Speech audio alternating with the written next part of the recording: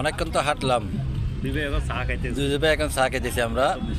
আপনারা খাইলে আসুন, চেয়ারটা করে দেন। আপনারা খাইলে আসুন আমাদের সাথে খাইলে। যে একটু আগে ভেঙে খেলাম গরম গরম, এখন এই যে এখন দুবে চা। চাটা কিন্তু অসাধারণ হয়েছে। মামার দোকানের চা কখনো খাইনি।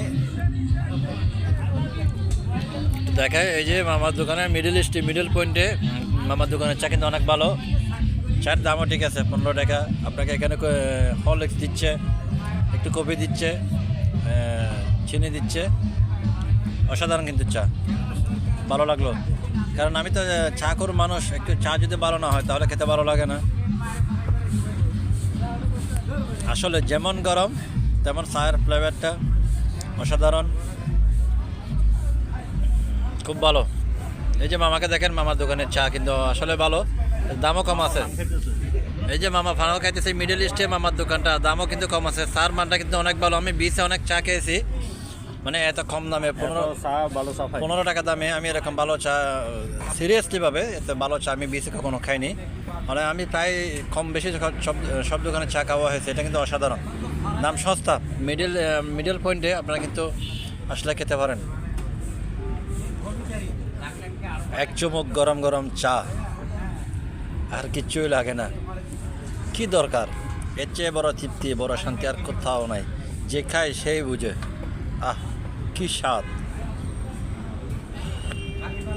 ও ভাই, আপনি কিছু বলেন না?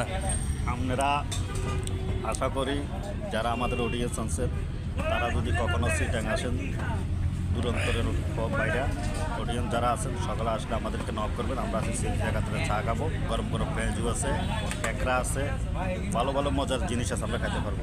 আপনারা আসুন, আমরা আছি। আমরা কিন্তু অনেক মজার জিনিস এটার আগে খেয়েছি, পেঁয়াজের পর আরেকটা মজার জিনিস খেয়েছি, পারতাম না মজার জিনিস কি, কিন্তু সেটা আপনাদেরকে দেখাইনি, শেয়ার করিনি। কিন্তু এই চাটা শেয়ার করতেছি, অসাধারণ, আসলে সত্যি অসাধারণ। আমার মনের মতো চা হয়েছে। আমি বিচে এসে এই জীবনে তো অনেকবার আসলাম বিচে, যেহেতু চট্টগ্রামের ছেলে, এবারের মতো দারুণ চা আমি আগে কখনো খাইনি, সিরিয়াসলি। আপনারা আসুন, আপনারা আসুন, আমরা আছি প্রস্তুত। চলবে। যখনই কেউ আসুন না কেন চট্টগ্রামের, পরিচিত অপরিচিত, ফেসবুকের যে আসুক না কেন, একটু নক দিবেন।